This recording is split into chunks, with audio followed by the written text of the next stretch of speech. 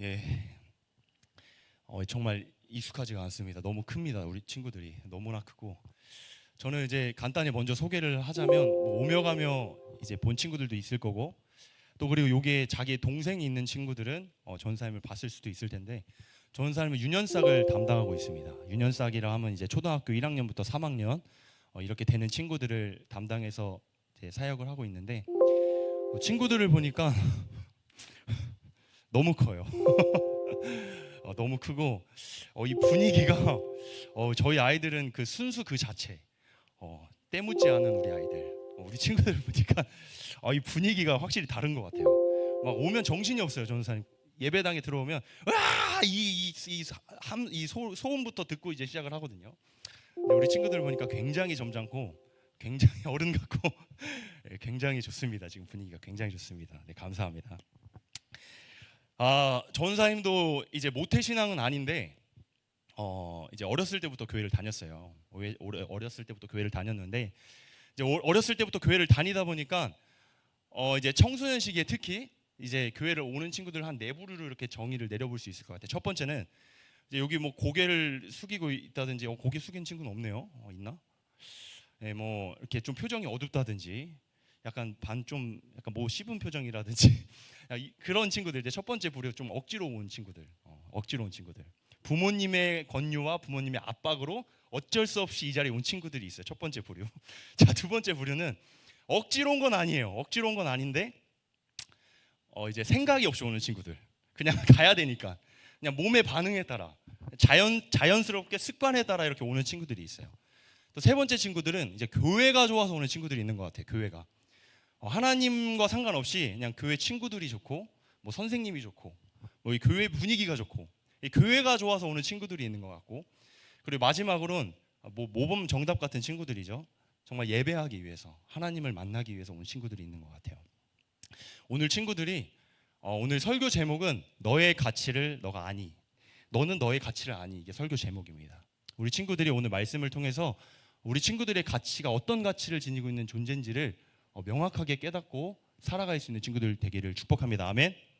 네, 반응을 해주면 너무 감사할 것 같은데 어린아이와 같은 심정을 가지고, 천국은 누구의 것이라고 하나님 말씀하셨죠? 예수님 말씀하셨죠?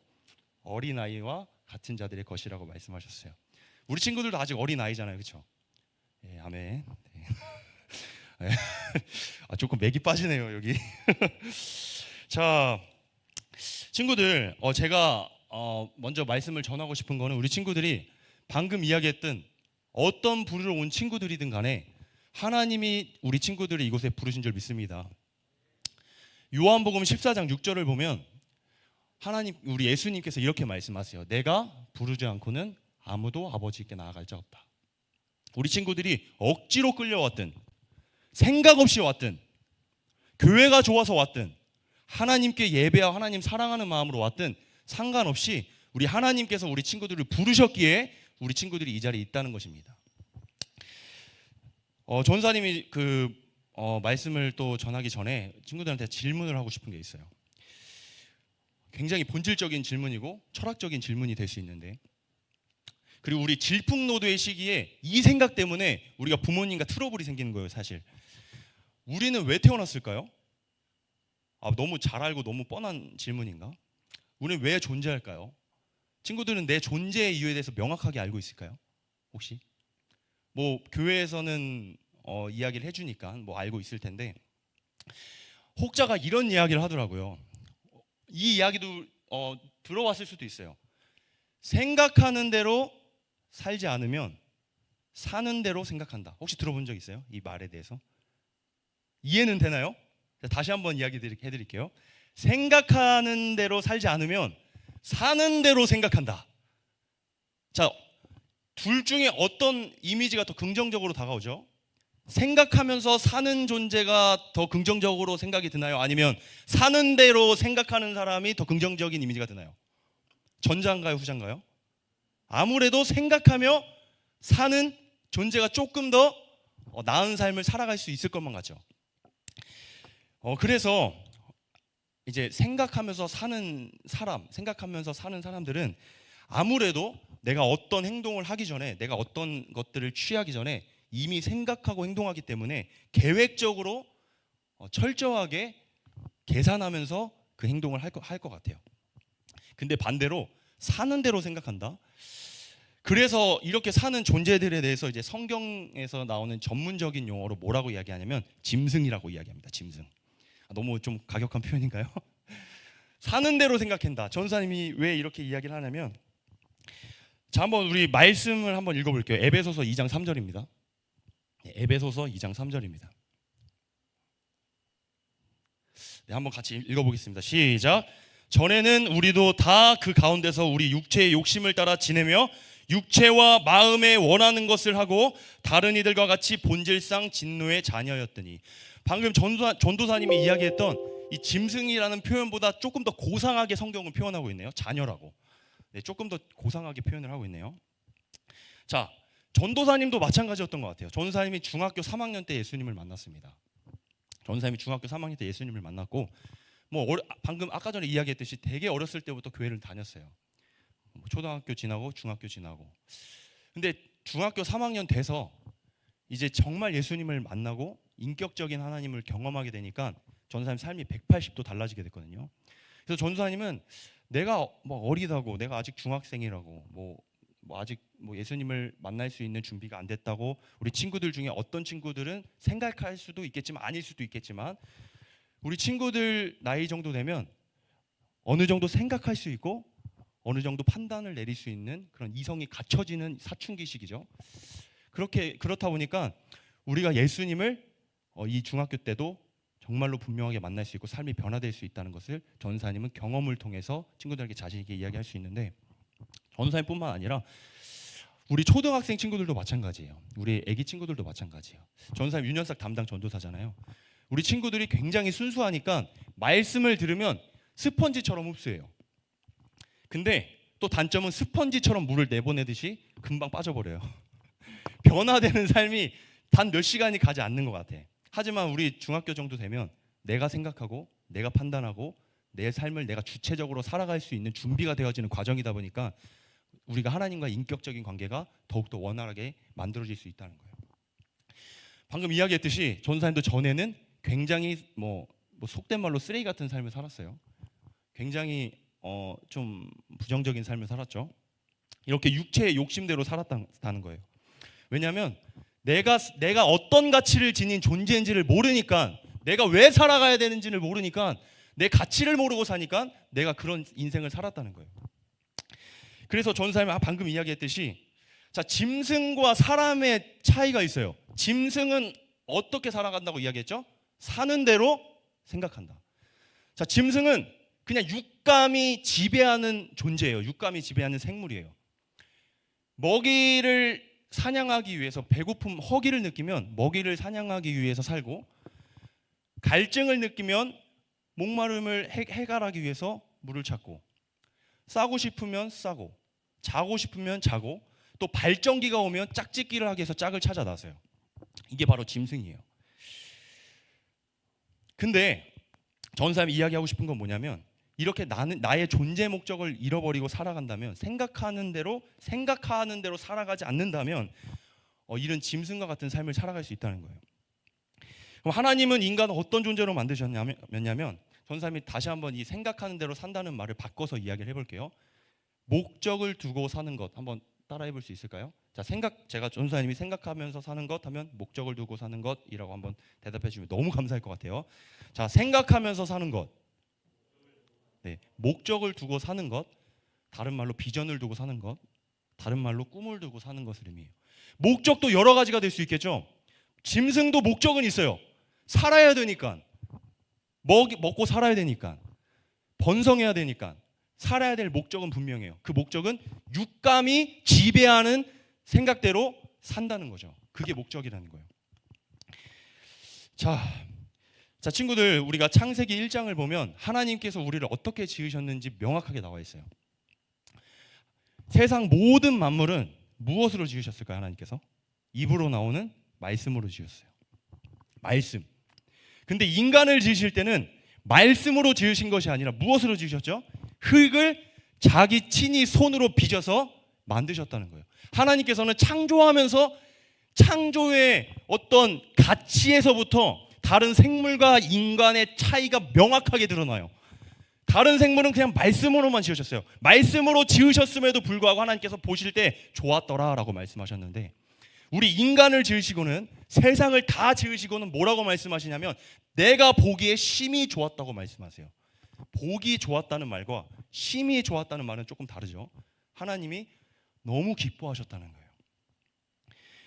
이렇게 하나님께서는 인간을 너무나 특별한 가치를 지닌 존재로 만드셨는데, 우리 창세기 1장 22절 한번 띄워주시면 감사하겠습니다. 창세기 1장 22절. 자, 전사님 이번에 읽어볼게요. 하나님이 그들에게 복을 주어 가라사대 생육하고 번성하며 여러 바다 물에 충만하라, 새들도 땅에 번성하라 하시니라. 아멘. 자, 친구들, 전사님도 이번에 말씀을 준비하다가 깨달은 이 본문에 어떤 메시지가 있는데, 창세기를 굉장히 많이 봤을 거 아니에요. 전사님도 예수님 만나고 계속 그 해부터 매번 이제 매년 이제 1독씩 통독을 하면서 이렇게 왔는데, 성경을 계속 봤는데도 불구하고 인간을 지으시고 인간에게 사명을 주신 건 전사님이 기억은 돼요. 인간에게 생육하고 번성하라, 땅에 충만하라, 정복하고 다스리라, 이런 명령을 주셨는데, 말씀을 자세히 살펴보니까 짐승에게도 이런 말씀을 주셨더라고요. 자, 다시 한번 띄워주시겠어요? 이 말씀을. 자, 다시 한번 읽어볼게요. 하나님이 그들에게 복을 주어 가라사대 생육하고 번성하라. 근데 뒤에 뭐라고 말씀하고 있죠? 여러 바다 물에 충만하라. 인간이 바닷물에 충만할 수 있을까요? 바닷물에 충만한 생물은 물고기겠죠. 새들도 땅에 번성하라. 지금 보니까 짐승들에게도 하나님께서 사명을 부여해 주셨다는 겁니다. 짐승들에게도 살아갈 목적에 대해서 말씀하셨다는 거예요. 생육하고 번성하고 땅에 충만하라가 짐승에게 주신 목적입니다. 사명입니다. 자, 그래서 여기 보니까 그들이라고 이야기했는데, 이 그들이 이제 앞에 보면은 물고기 새들을 이야기를 하고 있고, 또 창세기 24절을 보면 정확하게 이야기하고 있어요. 창세기 24장을 보면, 자, 지금 보니까 땅의 짐승을 종류대로 내라. 이들을 지금 뭐라고 정의를 내리고 있죠? 이 생물들을 짐승이라고 이야기합니다. 그래서 어떻게 보면 짐승이 그렇게 나쁜 표현은 아닐 수 있어요. 하나님께서 창조하신 창조물이니까. 근데 전사님이 이야기하고 싶은 거는 뭐냐면, 자, 한번 우리 창세기 21장 28절 한번 띄워주시면 감사하겠습니다. 자, 전사님 방금 이야기했듯이 다시 한번 읽어볼게요. 하나님이 그들에게 복을 주시며 그들에게 이르시되 생육하고 번성하여 땅에 충만하라. 여기서 그들은 누구라고 말하고 있죠? 사람이에요, 사람. 이들에게 생육하고 번성하고 땅에 충만하라 말씀하시고는 차이점으로 뭐를 두셨냐? 땅을 정복하라. 바다의 고기와 공중의 새와 땅에 움직이는 모든 생물을 다스리라 하시니라. 아멘. 자, 공통점을 찾자면 짐승과 사람에게 주어진 사명, 생육하고 번성하고 땅에 충만하라.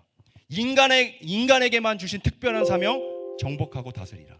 친구들, 우리가 인간이 하나님께서 주신 이 원초적인, 이 정말로 명확한 우리에게 처음으로 주신 인간에게 주신 명령을 우리가 제대로 믿지 못하고 제대로 깨닫지 못하고 그게 얼마나 대단한 가치인지를 우리가 생각하지 못하니까 우리의 가치를 평가절하하고 우리의 가치를 나락으로 떨어뜨리고 그렇게 잘못된 삶을 살아간다는 겁니다.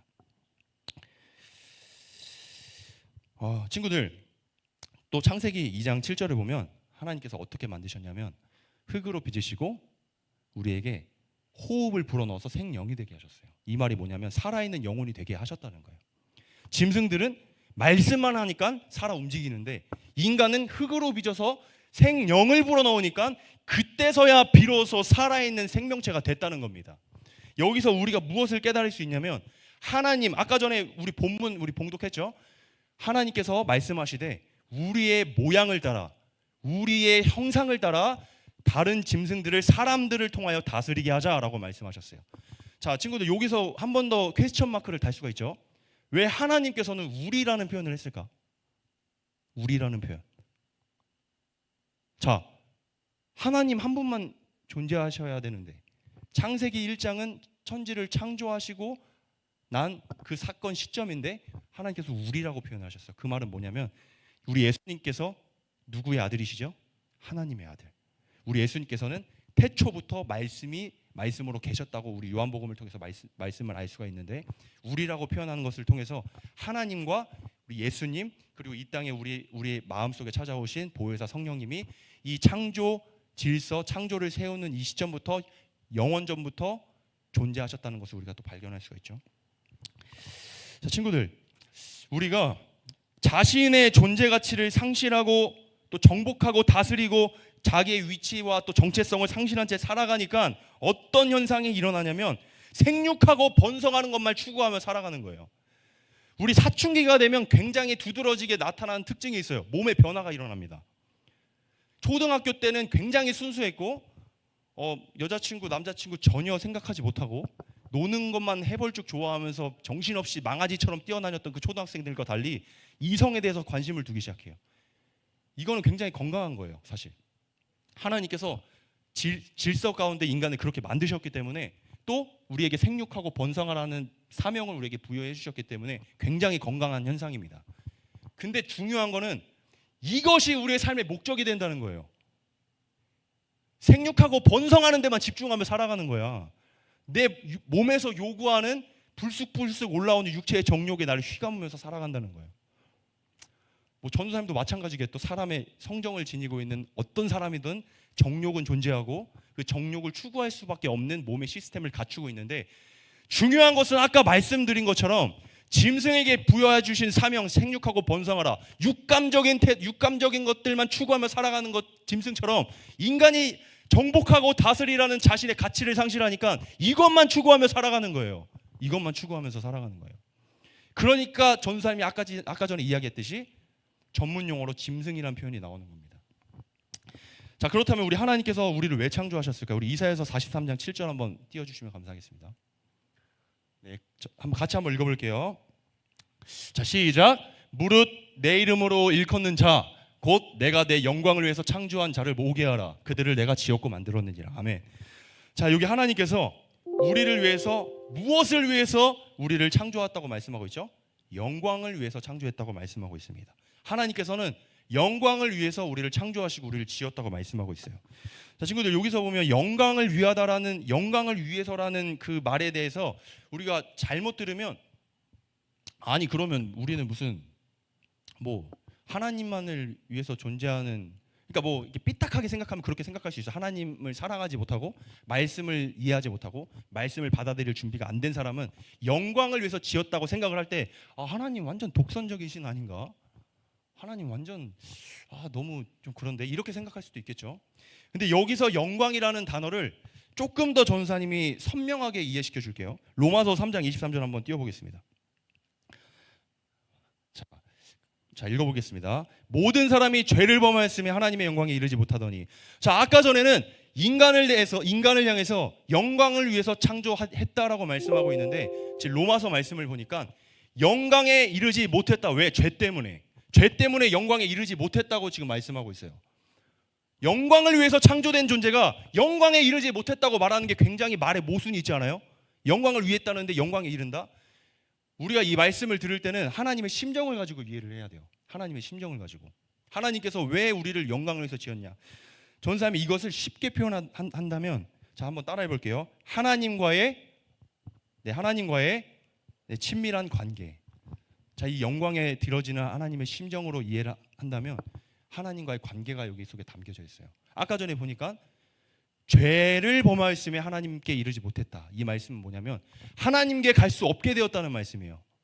하나님께 가야 되는데 내 앞에 죄가 있으니까, 죄가 나를 가로막으니까 하나님께 갈 수 없게 되었다.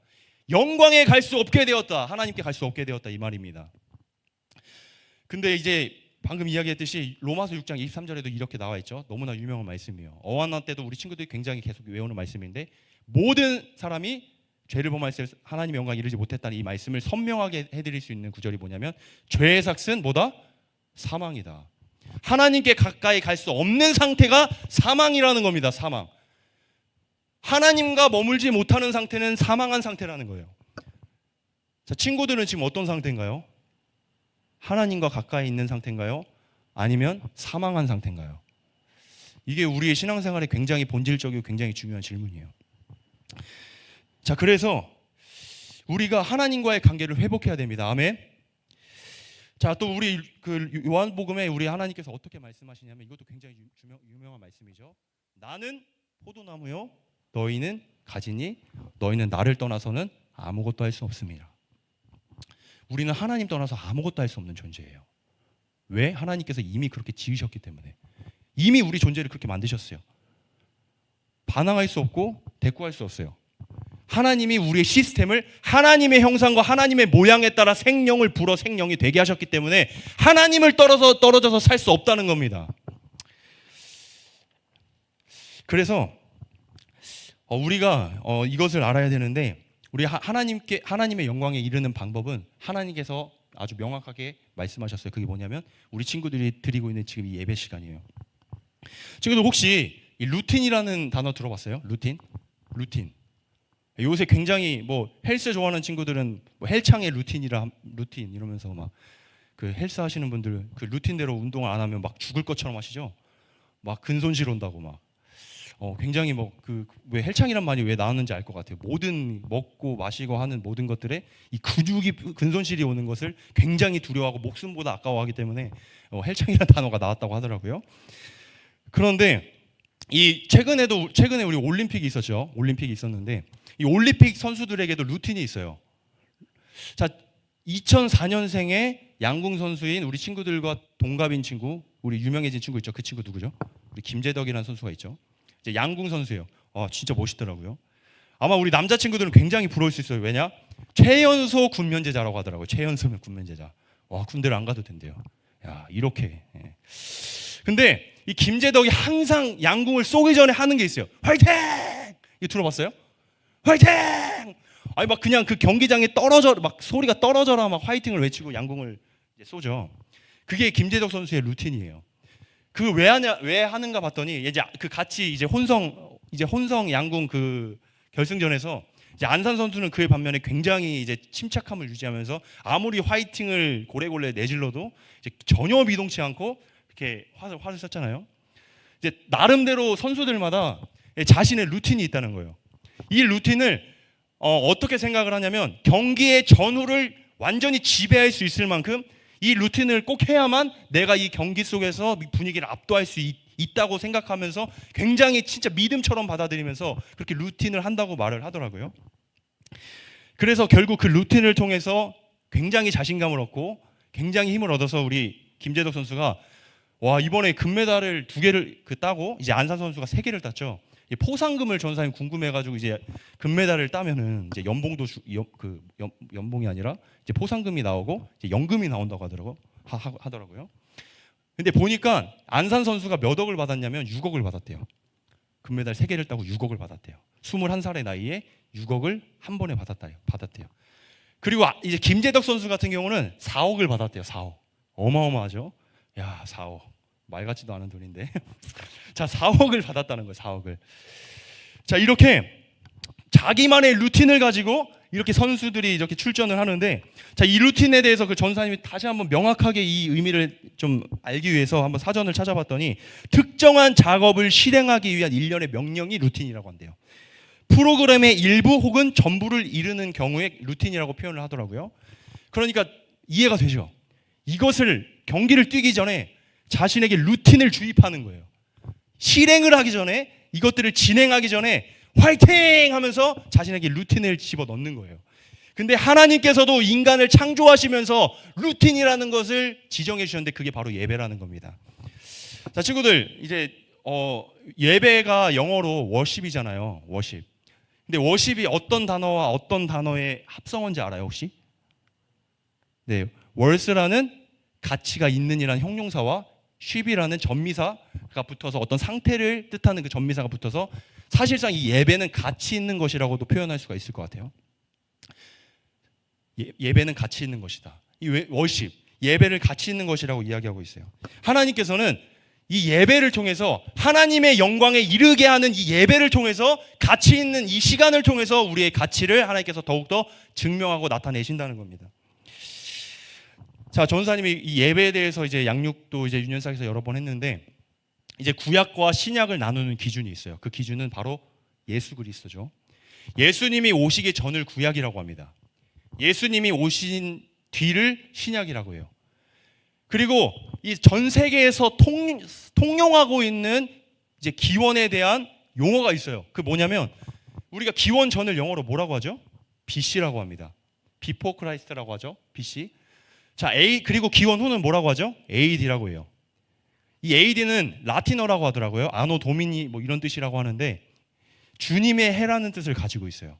이 예수님께서 이 세상의 중심이 되신다는 것은 이슬람 종교를 믿는 사람이든 힌두교를 다니는 사람이든 불교를 다니는 사람이든 무신론자든 전혀 상관없이 예수님께서 이 세상의 중심이 되신다. 그것을 인정하고 우리는 그 용어를 사용하고 있죠.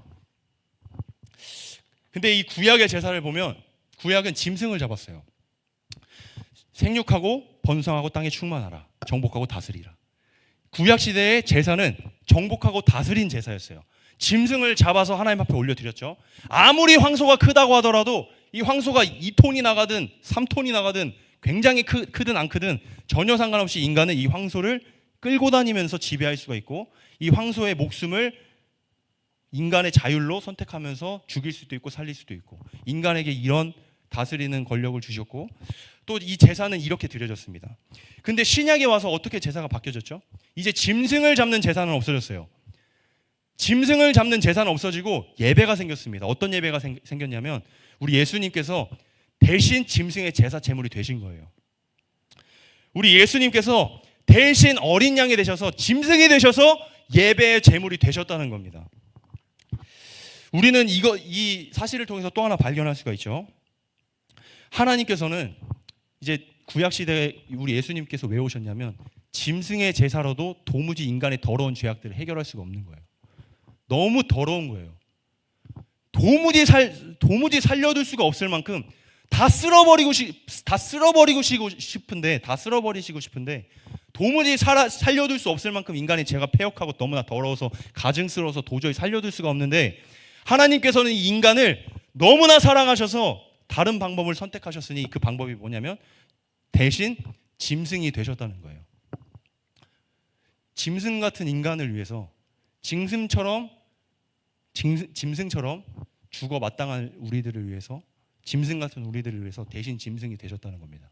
어린 양이라는 이름으로 어린 양이라는 명목으로 짐승이 되셔서 짐승같이 죽으시고 짐승같이 피 흘리시고 짐승같이 채찍 맞으시고 짐승같이 물과 피를 다 쏟으셔서 짐승같이 갈기갈기 굴욕과 모욕을 다 짊어지고 우리 예수님께서 죽으셨다는 거예요.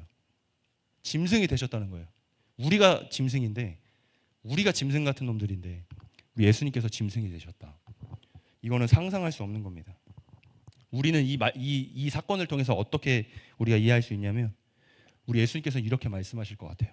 너는 짐승만도 못한 존재가 아니다. 너는 나의 형상이다. 너는 내 모양으로 만든 나의 자녀다. 너가 짐승처럼 죽느니 차라리 내가 짐승 되어 죽겠다. 내가 너를 이토록 사랑하고 내가 너를 죽도록 사랑한다. 우리 주님의 심정이에요. 왜 주님이 그렇게 죽으셔야 되죠?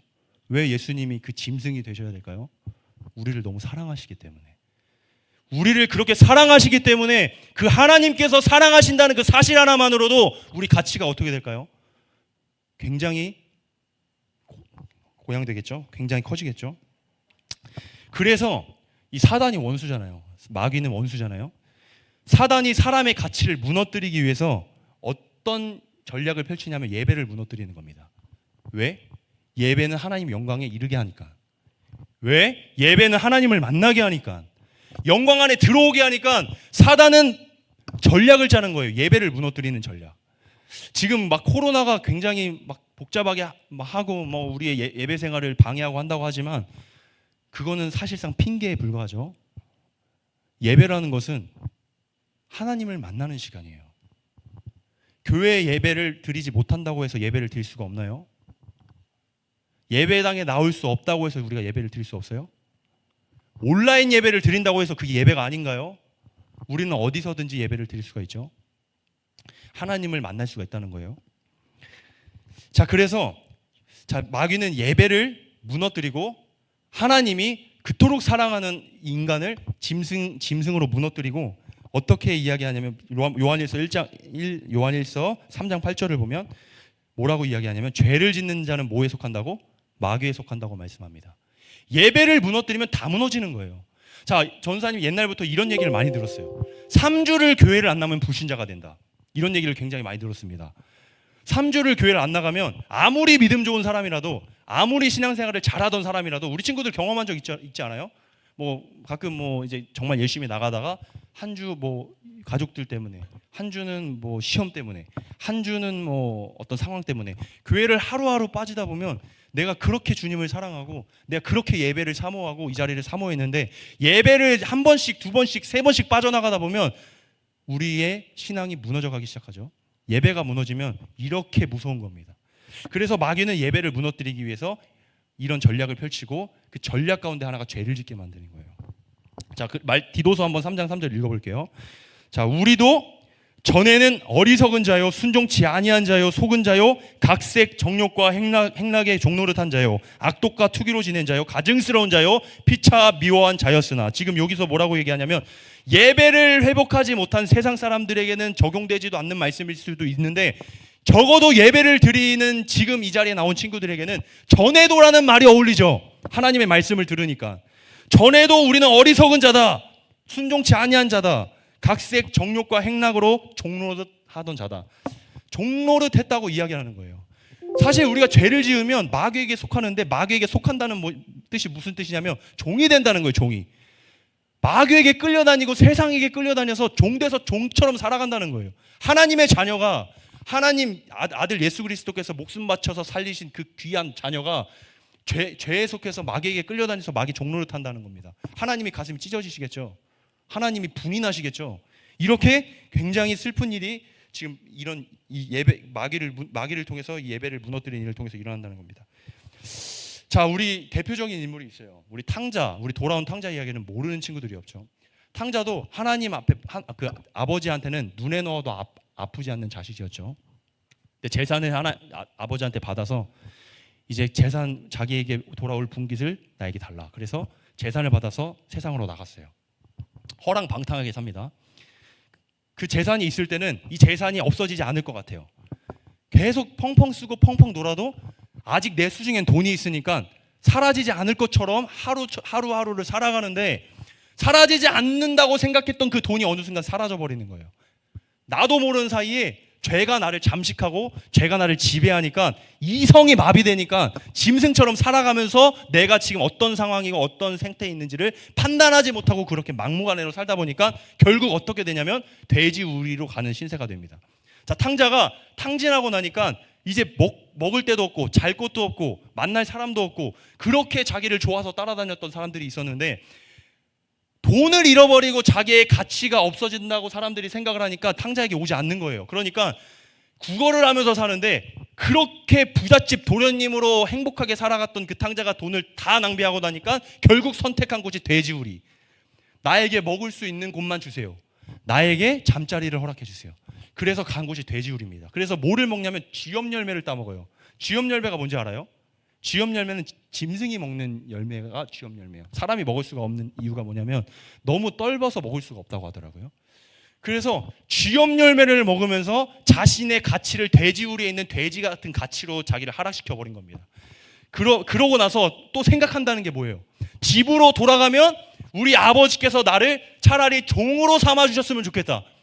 자, 이 말이 뭐냐면 이미 집안에는 종들이 굉장히 많고, 이 종들이 있다는 건 뭐냐면 이미 집안에는 그래도 어느 정도 살 만큼의 형편이 있다는 것을 이야기하겠죠. 차라리 내가 종이라도 되겠다. 방금 이야기했듯이 마귀에게 종노릇한다라고 이야기했는데 자기를 종의 가치로 하락시켜버리는 거예요. 아들인데 눈에 넣어도 아프지 않는 아들인데 돼지가 되고 종이 되고 자기의 가치를 완전히 바닥으로 떨어뜨려 버리는 겁니다. 왜? 사단이 그렇게 만들었기 때문이에요. 이렇게 가치를 모르고 산 결과는 그런 결과로 가게 되는 겁니다. 그래서 우리의 가치는 굉장히 소중하고 대단한데, 디도서 3장 4절 5절을 보니까 우리 하나님께서 우리도 전에 어리석은 자고 순종치 아니하고 정욕 따라 종노릇한 자인데 어떤 사람이냐고 이야기하냐면, 우리 구주 하나님의 자비와 사람 사랑하심으로 나타나실 때 5절 보니까 우리를 구원하셨다, 이렇게 이야기하고 있어요. 아무리 종노릇하는 거지 같은 인생을 산다고 하더라도 우리 하나님께서 우리를 사랑하셔서 구원하셨다는 겁니다. 우리의 가치가 얼마나 대단할까요? 자, 친구들, 이제 거의 이제 말씀을 이제 정리하려고 하는데, 사람이 왜 자살하는지 알아요? 왜 자살하려는 생각이 들어오는지 알아요? 왜 죽고 싶은 생각이 들까요? 뭐 답은 뻔해요. 마귀가 우리 생각을 지배하니까. 가룟 유다도 마찬가지죠. 가룟 유다에게 예수 팔려는 생각을 넣었다. 그 다음에 어떻게 해요? 예수 파는 행동을 취하죠. 마귀는 생각을 집어넣습니다. 지금도 마찬가지예요. 예배가 굉장히 힘든 친구들도 있을 거예요. 말씀 듣는 게 굉장히 힘든 친구들이 있을 거예요. 영적으로 보면 우리 눈을 가려버리고 우리 귀를 듣지 못하게 만드는 마귀가 역사하고 있을 가능성이 크다는 거예요. 마귀에게 지배된 상태니까 마귀에게 지배된 상황에 놓이려면 우리는 하나님께 붙잡힌 받아야 되고, 아무리 우리가 예배당에 나왔다고 하더라도 하나님의 영광에 이르지 못하면, 하나님 안에 들어가지 못하면 우리는 마귀에게 사로잡혀서 그대로 살아가면서 결국은 종로를 타다가 짐승처럼 살다가 자신의 가치를 하락시켜서 살다가 그렇게 지옥에 가게 되는 겁니다. 성경에서 마귀를 뭐라고 이야기하냐면, 이놈들을 뭐라고 이야기하냐면 도둑질하고 죽이고 멸망시키는 자들이라 이야기하고 있어요. 마귀한테는 절대로 선한 것이 나오지 못해요. 세상 사람들이 우상 숭배를 하죠. 좋은 것을 줄 알고. 수많은 사람들이 제사를 드려요. 좋은 것을 줄 알고. 기복합니다. 복을 빕니다. 근데 좋은 것을 줄 수 없어요. 마귀가 갖고 있는 거는 죽이고 도둑질하고 병들게 하고 저주하고 사망하게 만들고 지옥 보내고 자살시키고 사망하게 만들고. 마귀가 줄 수 있는 것들은 이런 것들밖에 없어요. 친구들, 우리는 하나님의 형상으로 만들어진, 하나님의 모양에 따라 지음받은 하나님의 걸작품입니다. 우리 친구들이 이 사실만 가지고 가도 너무나 정말 귀한 시간이 될 것 같아요. 왜 친구들을 스스로 왜 평가를 낮추고 예수님의 목숨으로 사신 우리 친구들의 가치를 왜 세상의 것들에게 좀 뺏기고 마음을 뺏겨서 왜 자신의 가치를 세상의 종으로 낮춰버리죠? 우리는 세상 위에 있는 존재예요. 하나님의 형상을 따라 세상 위에서 세상을 다스리는 존재예요. 근데 왜 세상을 다스리지 못하고 왜 세상을 쫓아 살면서 세상의 종노릇하냐 이 말입니다. 우리의 가치가 그것밖에 안 될까요? 짐승 같은 존재로 살아가는 게 우리의 가치인가요? 우리 친구들, 세상에 휘둘리지 않았으면 좋겠어요. 너의 가치는 하나님의 가치다.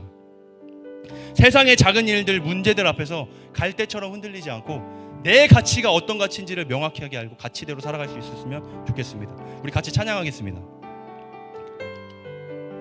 우리 나의 안에 거하라, 우리 같이 찬양하시면서 같이 기도하겠습니다.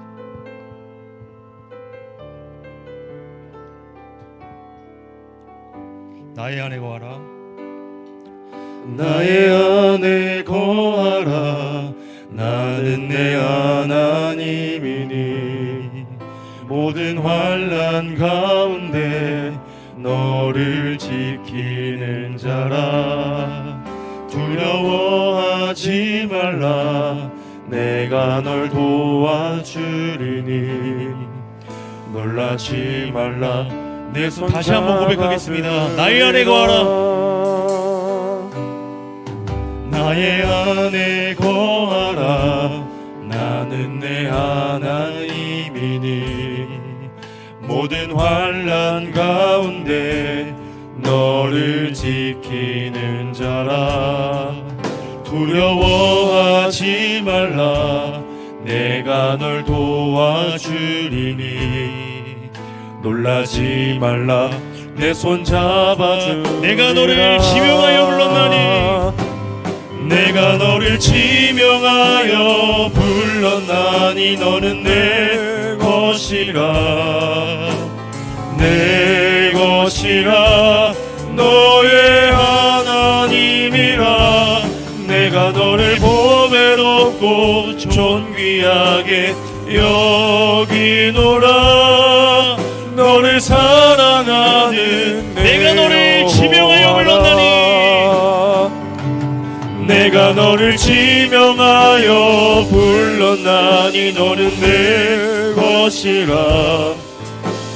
내 것이라. 너의 하나님이라. 내가 너를 보배롭고 존귀하게 여기노라. 우리 마지막으로 고백하면서 우리 기도하겠습니다. 내가 너를 지명하여 불렀나니, 내가 내가 너를 지명하여 불렀나니 너는 내 것이라 내 것이라 너의 하나님이라 내가 너를 보배롭고 존귀하게 여기노라. 우리 말씀을 기억하시면서 우리 주님 한번 부르시고 같이 기도하겠습니다. 주여 아버지 하나님, 우리의 가치를 생각하며 살아가게 하여 주옵소서. 우리 친구들이 얼마나 소중한 존재인지를, 우리가 얼마나 소중한 가치를 지닌 존재인지를 우리가 생각하며 살아가기 원합니다. 아버지, 짐승 같은 삶을 살지 않기 원합니다. 아버지, 짐승 같은 삶을 살지 않기 원합니다. 하나님, 우리는 너무나 소중한 존재이기에, 우리는 정말로 가치 있는 존재이기에 아버지, 우리가 그 가치를 깨닫고 가치대로 살아갈 수 있도록 아버지 은혜 내려 주옵소서. 주여 라바스카라라바스카라라바스카라라바 올라라바스카라라바스카라라바스카라라바 주여 주여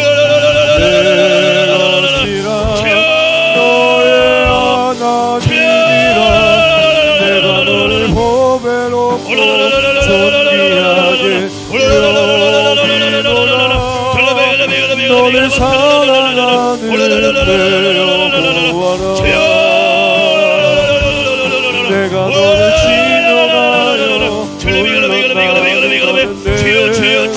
아버지 함께하여 주시옵소서. 아버지, 우리의 가치를 막에게 빼앗기지 않기 원합니다. 우리의 가치를 평가절하 하지 않기 원합니다. 나는 너무나 소중한 존재임을 깨닫고 아버지, 나는 너무나 가치 있는 존재임을 깨닫고 세상에 종로를 타며 사는 친구들 없기 원합니다. 아버지 함께하여 주옵소서. 주여 함께하여 주시기 원합니다. 주여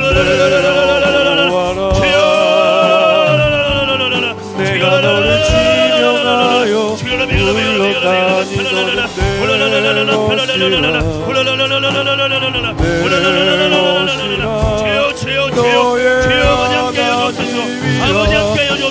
아버지 은혜 내려 주옵소서. 아버지 붙잡아 주옵소서. 아버지 붙잡아 주옵소서.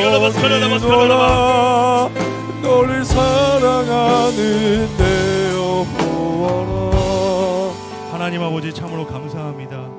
오늘도 우리를 너무나 사랑하셔서 우리를 이 자리에 불러주시고 주의 말씀을 듣게 하셨습니다. 하나님의 말씀이 없이는 이 예배를 통하지 않고는 우리는 절대로 가치 있는 삶을 살아갈 수 없는 존재임을 고백합니다. 하나님 아버지, 우리 친구들이 자신의 가치를 깨닫고 살기 원합니다. 내가 얼마나 소중한 가치인지를, 내가 정말로 예수님의 십자가에 못 박혀 죽으신 그 예수님의 십자가의 가치인 것을 우리가 깨닫고 살아가기 원합니다. 하나님의 모양대로 하나님의 존재의 시스템을 우리에게 그대로 입혀주시고 하나님과 같은 존귀한 존재로 우리를 만드셨던 줄 믿습니다.